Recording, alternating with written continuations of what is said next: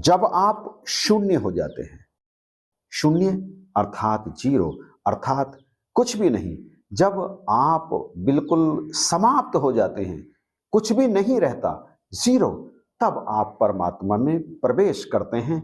और जब आप परमात्मा में प्रवेश करते हैं तो फिर आपको अपने चारों तरफ, ऊपर नीचे, आगे पीछे, दाएं बाएं, हर ओर भरा भरा दिखाई देता है। कौन भरा दिखाई देता है? परमात्मा भरा हुआ दिखाई देता है। और ये भरा हुआ तब तक कुछ भी दिखाई नहीं देता जब तक आप इसके अंदर प्रवेश नहीं करते।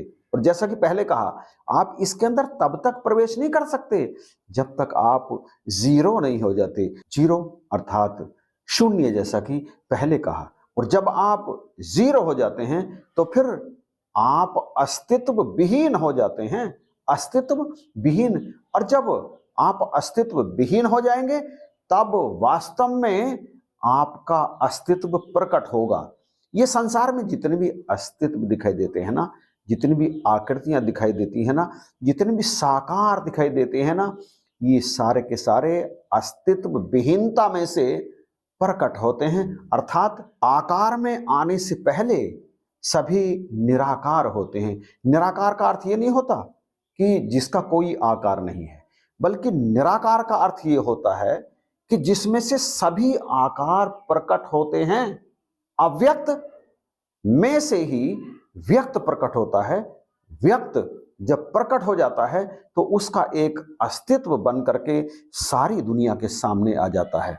उससे पहले सब कौन होते हैं? शून्य ही होते हैं। परंतु जैसे ही आकार बनता है, शून्यहीनता समाप्त हो जाती है, वैसे ही अस्तित्व बनता है, वैसे ही मैं बनना आरंभ हो जाता है, अहंकार बनना आरंभ हो जाता है। और फिर परमात्मा और जीवात्मा दोनों अलग अलग प्रतीत होने लगते हैं।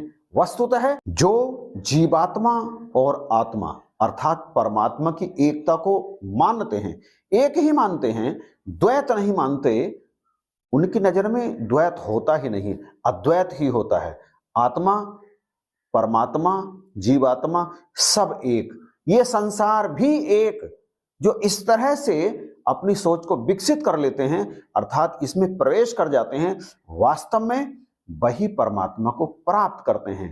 परमात्मा को प्राप्त करने के बाद शून्यता की तरफ अपने आप को ले जाना होता है।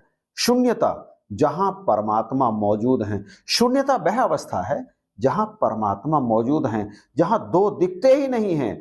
एक मनुष्य जब अपने अंदर बसने वाले मैं को धीरे धीरे धीरे धीरे तू में परिवर्तित करने का प्रयास करता है तो एक दिन उसे सफलता मिलती ही है और फिर वो शून्य हो जाता है, अर्थात कुछ भी नहीं। परमात्मा कुछ भी नहीं है, परमात्मा कुछ भी नहीं है। God is nothing. एक कहावत है, गॉड इज नथिंग। गॉड तो कुछ भी नहीं है, बट नथिंग इज गॉड। कुछ भी नहीं ही परमात्मा है। जब ऐसी अवस्था एक ब्रह्मज्ञानी महात्मा प्राप्त करता है तब समझना चाहिए कि परमात्मा उसके सामने प्रकट हैं और वो सीधे ही परमात्मा स्वरूप हो जाते हैं। अगर आपको सीधे ही परमात्मा की निकटता महसूस करनी है, परमात्मा की निकटता, तो फिर आपको शून्य हो जाना होगा, विचार मुक्त गहराई में जाना पड़ेगा, खामोशी धारण करनी पड़ेगी। परंतु खामोशी इतनी भी धारण मत कर लेना कि संसार आपको बैरागी कहने लगे, संसार आपको पागल कहने लगे। कुछ इस तरह की खामोशी कि आप शांत हो जाएं। शांति कहाँ है? शांति शून्यता में है। आप शून्य बनने का प्रयास करो। जब आप शून्य हो जाओगे तो फिर आप परमात्मा को अपने अंदर, अपने बाहर, अपने आगे, अपने पीछे, हर तरफ महसूस करोगे।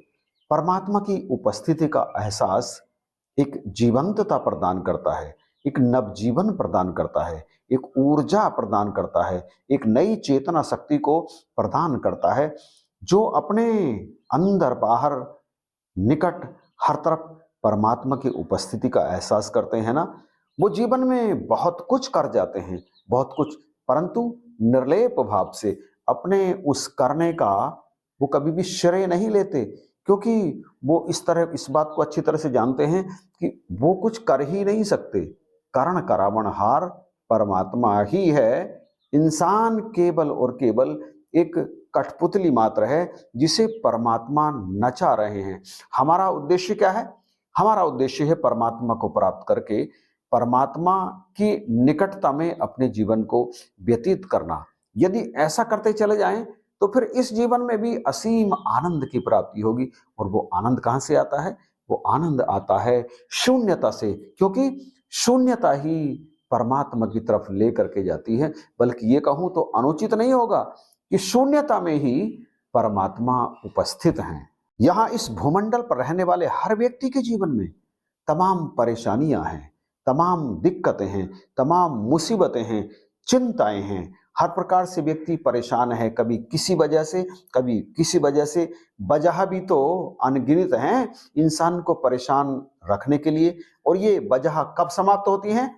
जब ये शरीर समाप्त हो जाता है। शरीर जब तक रहता है ये सारी की सारी चीजें इंसानी जीवन में निरंतर अनवरत सतत आती रहती हैं और जाती रहती हैं। इनसे कोई भी पार नहीं पा सकता सिवाय एक के। और वो एक कौन है? वो एक वही है जो अपने अस्तित्व को मिटा देता है, अपने मैं को मिटा करके शून्यता में प्रवेश कर जाता है, जो परमात्मा की निकटता हासिल कर लेता है, जो सदा परमात्मा के चिंतन में लगा रहता है, जो शरीर के और परिवार के आसपास आने वाली परेशानियों को इग्नोर नहीं करता बल्कि उनसे जूझने का प्रयास करता है, उन्हें लगातार मिटाने की कोशिश करता रहता है। मिटे ना मिटे ये उसके अपने हाथ में नहीं होता है, उसके हाथ में होता है केवल और केवल कोशिश करना। जो कोशिश में तो लगे रहते हैं परंतु निरंतर चिंतन भी करते रहते हैं, तो वो इन सब के बीच रहते हुए भी अपने जीवन को उस तरह से उज्जवल ढंग से जीते चले जाते हैं जिस तरह से कमल यद्यपि जल में होता है, उसकी जड़ यद्यपि कीचड़ में होती है, परंतु वो कभी भी पानी में डूबता नहीं है, वो उस जल में कभी भी लिप्त नहीं होता। वो जल उस कमल को स्पर्श नहीं कर सकता, यद्यपि सदा ही वो कमल उस जल में रहता है। इसी तरह से जो इंसान शून्यता में प्रवेश कर लेता है, जो परमात्मा की निकटता हासिल कर लेता है, वो इस दुख भरे संसार में रहते हुए भी सदा इस संसार से ऊपर ही रहता है। इस संसार के दुख यद्यपि उसके चारों तरफ मंडराते तो रहते हैं परंतु कभी भी उसे छू नहीं सकते। अब आप इस बात को जरा गहराई से समझिए।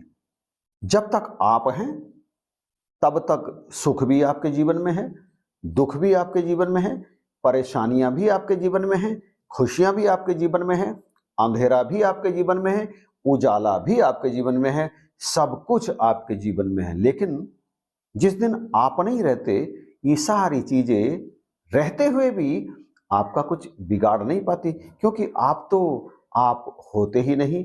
यहां कहने का भाव यह है कि आप शरीर हैं, ये चीज अपने दिमाग से निकालनी ही पड़ेगी, क्योंकि इन सारी की सारी चीजों का संबंध किससे है?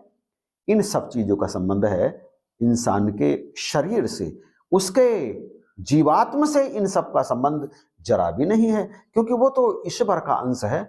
ईश्वर के अंश पर इन सब चीजों का कोई फर्क नहीं पड़ता, शरीर पर पड़ता है। जब आप अपने आप को यानी अपने जीवात्मा के भी अस्तित्व को जीरो कर लेते हैं, फिर आप परमात्मा में प्रवेश कर जाते हैं। जैसे कि पहले कहा, परमात्मा में प्रवेश करने का मतलब है इस संसार में रहते हुए भी इस संसार में लिप्त नहीं होना, निर्लिप्त भाव से जीरो भावनाएं रख करके अपने आप को जीरो अस्तित्व बना करके इस संसार में अपने जीवन को जीते चले जाना है।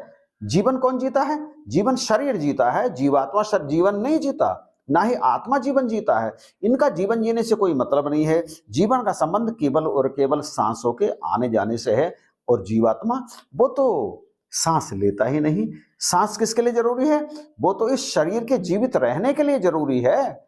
जिस दिन सांसों की लड़ी टूटती है उस दिन इस शरीर से जीवात्मा का संबंध समाप्त हो जाता है। और ये संबंध आप पहले ही समाप्त कर लो ना, सांसों के रहते हुए। यानी जो जीते जी मर जाता है, जो जीते जी शून्य हो जाता है, जो जीते जी अपने अस्तित्व को मिटा डालता है, वही परमात्मा में प्रवेश करता है। और जो परमात्मा में प्रवेश कर जाता है उसके उसके इस जीवन में भी सब कुछ रहता है, वो आनंद में रहता है, वो परमात्मा में रहता है।